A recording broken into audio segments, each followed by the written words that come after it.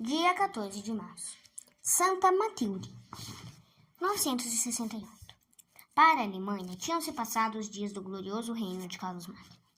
Ainda persistia o império, mas a inépcia dos monarcas, a tendência dos senhores de tornar-se independentes, a política partidária de algumas tribos, as lutas intestinas sem fim, as invasões contínuas dos dinamarqueses, eslavos e húngaros, fizeram com que fosse impossível uma forte união do império, que mais de uma vez se viu à beira do abismo. A energia e a grande habilidade de Henrique I, cognominado Passarinheiro, esposo de Matilde, conseguiram uma união entre as tribos germânicas e Otão I, filho de Matilde, restabeleceu a obra de Carlos Magno, o Império Romano da nação germânica. Sirvam estas notas históricas de orientação para melhor compreendermos a vida de Santa Matilde. A terra natal de Matilde foi Westfália, terra heróica dos saxões, que tenacíssima resistência opuseram à política de Carlos Magno. Filha do conde Theoderico e sua esposa Reinhildre, era Matilde da nobre estirpe de Widukind, tão célebre nas guerras saxônicas contra os francos. Igual às filhas dos nobres da Saxônia, Matilde recebeu uma educação aprimorada no convento de Herford, sob a vigilância imediata da abadesa Matilde, que era sua avó. Os biógrafos contemporâneos decantam a formosura, as virtudes e raríssimas qualidades da donzela, para quem o povo olhava com orgulho, satisfação e respeito. Em 909 foi dada em matrimônio a Henrique, duque da Saxônia. Com a morte do rei Conrado, por indicação dele mesmo e pela vontade dos príncipes, Henrique subiu ao trono. As honras que eram rendidas a Matilde como rainha não a ensoberbeceram, pelo contrário, firmaram-na na humildade. Sob os distintivos da majestade real, conservou um coração agradável a Deus, caridosa para com os súditos, por ele era honrada e amada como mãe. Maior em virtude que em poder, desprezava tudo que é mundano para crescer no amor de Cristo. Os 5 filhos que Deus lhe deu, educou-os com amor e grande desvelo. Otão, o primogênito, mais tarde foi eleito imperador da Alemanha. Bruno, o mais moço, dedicou-se ao serviço da igreja e ocupou a sede arquiepiscopal de Colônia.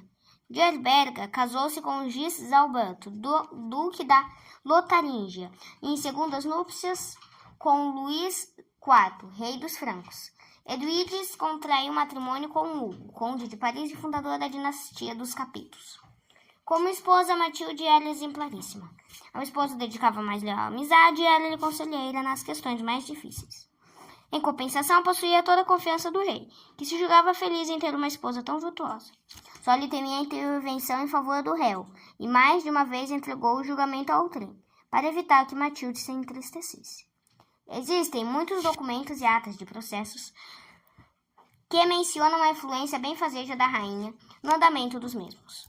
O virtuoso casal fundou um convento em Quedlinburgo, destinado à igreja do mesmo para o lugar de seu último repouso. O governo de Henrique foi feliz, sem dúvida devido também à grande santidade da esposa. Não só restabeleceu a ordem interna, como foi de grande felicidade nos empreendimentos contra os eslavos, dinamarqueses e húngaros. Readquiriu a Lotaringia e a morte colheu-o quando se preparava para uma campanha contra a Itália. Teve morte quase repentina. Matilde sofreu este golpe com alta resignação. Depois de ter dado livre expansão a justa dor, diante do cadáver do esposo, tendo reunido todos os filhos, disse-lhes: Meus queridos filhos, gravai bem no vosso coração o temor de Deus. Ele é o Rei e Senhor verdadeiro, que dá poder aos ricos como aos pobres. Não queirais querelar por causa de poder e dignidade perecíveis. Aqui vedes o fim da glória do mundo. Feliz aquele que prepara sua eterna salvação. Com a morte de Henrique, começou para Matilde a viuvez, rica em alegria, dor e caridade. Logo, no princípio, lhe bateu a porta a dor. Na primeira reunião dos príncipes que houve em Aix-la-Chapelle, foi Otão eleito imperador da Alemanha. Se esta eleição honrou muitíssimo a Matilde, trouxe-lhe também amargas dores. Embora filhos do mesmo pai, nascera Otão quando o pai era duque. Considerava, porém, Henrique grande privilégio ter nascido depois da elevação do pai à dignidade de rei. Daí surgiu profunda divergência entre os dois irmãos, achando-se Henrique com mais direito ao trono que Otão. Nesta questão se viu apoiado pela mãe. Henrique moveu guerra contra Otão, mas vencido em todos os encontros, apresentou-se humilde e penitente ao irmão, que, por seu turno, foi bastante generoso para conceder-lhe o perdão. Pouco tempo passou e Otão viu-se ameaçado em seu poder pelo próprio filho Ludolfo. Tudo isso ocorreu para amargurar os dias de viuvez de Matilde. Sofrimentos maiores ainda lhe estavam reservados. Otão e Henrique, dando crédito às acusações levantadas contra a mãe, no sentido de esbanjar os bens da coroa em favor da igreja e de conventos, privaram-na de quase todos os meios pecuniários e ordenaram-lhe a retirada da corte. Matilde, ferida no amor de mãe, retirou-se para o convento de Enghien, fundação do seu tio Widukind, chorando amargamente a ingratidão dos filhos, em particular do seu predileto Henrique. Restabeleceu-se a paz e a harmonia entre mãe e filhos, devido à intervenção de Edith, esposa de Otão, filho. A morte desta santa nora, pouco depois da reconciliação, fez com que os filhos de Matilde dirigissem mais sua atenção às coisas de Deus. Matilde teve o desgosto ainda de perder o filho Henrique, que lhe morreu nos braços, depois de ter recebido o santo sacramento. Provada assim e purificada pelos dissabores da vida, Matilde entregou-se cada vez mais ao serviço de Deus e do próximo necessitado. Ela, em pessoa, não só distribuía esmolas, mas tratava os doentes, chegando a pensar e beijar-lhes as feridas. Um dia de grande alegria dourou ainda a tarde da vida de Matilde. O filho Otão, tendo terminado a primeira campanha contra a Itália, de lá trouxe como esposa Adelaide, filha do falecido rei da Itália, Lotário. Houve grandiosa recepção em Colônia.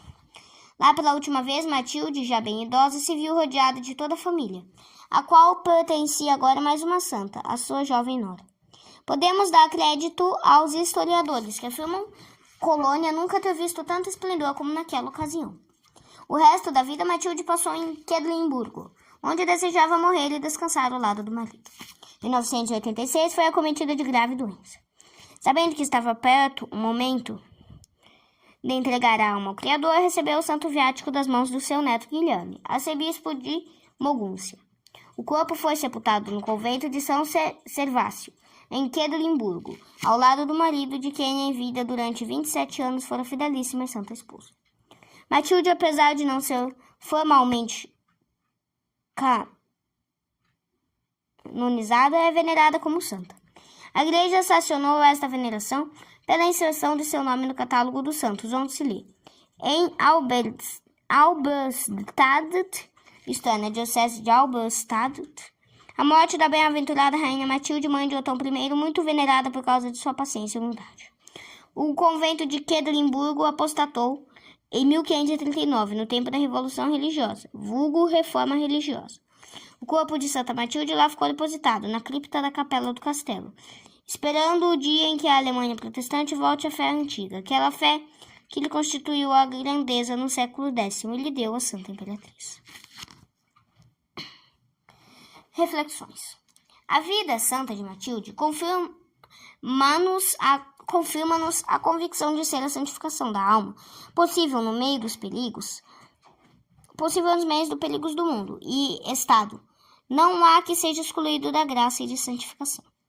Quem diz que o evangelho é incompatível com a vida social, naturalmente deve referir-se à amizade, aos prazeres, ao matrimônio ou aos deveres de cidadão. É a religião, entretanto, que santifica a amizade e a defende contra tudo que é contrário a esta santa união entre cristãos. A amizade, no sentido cristão, exclui e condena tudo que é contra a caridade e a justiça e que constitui pecado contra Deus. A amizade cristã é inimiga da hipocrisia, do falso egoísmo, da astúcia e de toda a sorte de infidelidade em palavras, pensamentos e obras. A religião é o baluarte, o fundamento da verdadeira caridade. É a religião que idealiza e enobrece também os nossos prazeres. Se a Igreja se declara muitas vezes contra os divertimentos que hoje estão em voga, condenando e proibindo-os, é porque estes degeneram devido à má inspiração a que obedeceram. A Igreja não é contra o divertimento em si, mas contra a tendência de proporcionar prazeres que excitam as paixões baixas do homem e o levam a ofender a Deus e perder a alma. O Evangelho não é contrário ao matrimônio, pois não é a religião, e somente ela que dá ao matrimônio o caráter de sacramento, tornando-o santo indissolúvel. Pode haver uma união mais ideal, mais santa e pura que aquela que existe entre dois cônjuges que vivem segundo os ditames do Evangelho? União em que domina o amor, o respeito, a castidade própria do Estado? Pode-se imaginar uma união mais ideal, mais santa e bela que aquela que estabelece aqui na terra uma família de Deus e que reina o Espírito que São Paulo tanto recomenda aos esposos, dizendo-lhes: Vós, maridos, amais as vossas mulheres, como também Cristo amou a igreja e por ela se entregou a si mesmo. O que ama sua mulher, ama a si próprio, porque ninguém aborreceu jamais a sua própria carne, mas cada um a nutre, a fomenta, como também Cristo faz a sua igreja, porque somos membros do seu corpo, da sua carne e dos seus ossos. Efésios capítulo 5, versículo 25 e 30. As mulheres sejam sujeitas aos maridos, como ao Senhor, porque o marido é a cabeça da mulher, assim como Cristo é a cabeça da igreja. Aos Efésios, capítulo 5, versículo 22. O Evangelho é a melhor escola do civismo. Um bom cristão será sempre um bom cidadão, um funcionário consciencioso e fiel, um chefe exemplar e caridoso. Se no comércio, na indústria, na política prevalecessem as máximas do Evangelho, a terra perderia muito das tristezas e misérias que a transformaram em vale de lágrimas. 2. O Evangelho não é inimigo do mundo como tal, mas do nosso mundo que não conhece a Deus e pisa aos pés da noção da caridade e da justiça. O Evangelho é inimigo do mundo sedutor e mau, do mundo que arrasta ao lodo tudo que é santo. O Evangelho é inimigo do mundo ambicioso, devasso, irreconciliável e rancoroso, insensível à miséria da pobre humanidade. O Evangelho é inimigo do mundo sem Deus. Pode-se e deve-se viver no mundo, sem precisar acompanhá-lo nas loucuras, injustiças e malefícios. São as paixões e o pecado que separam os homens. É, pelo contrário, a religião, é a caridade, a retidão, a sinceridade e a justiça que os unem, tornando-lhes agradável a convivência na sociedade. Caridade, retidão, sinceridade e justiça têm fundamento no Evangelho, na religião de Cristo.